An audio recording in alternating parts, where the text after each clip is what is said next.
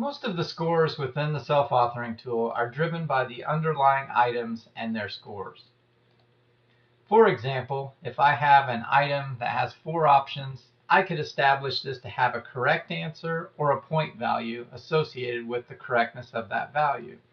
There are also items that have scales. They don't have correct or incorrect values. For strongly agree, sometimes I get a 1, sometimes I get a 5. For strongly disagree, the reverse is the case.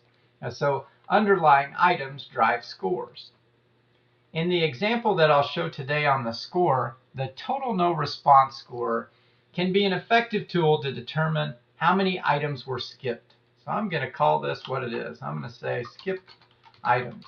Many tests require items. You can set whether an item is required at the item level, or you can use our defaults to determine I want all items to be required.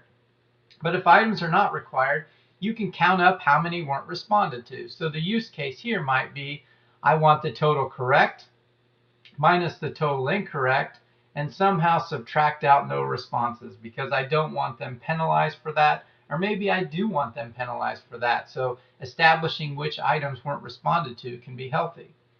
I can go out and select all questions, but a lot of times certain questions don't make sense. I don't want to know if they didn't respond to rating scale items simply because I didn't include that in my correctness and incorrectness, as well as constant sums and ranking scales.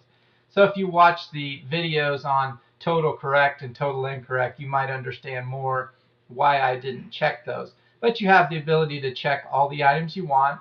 All it does is look for, was the item responded to or not? So if there was a response, the total no response will show as 0.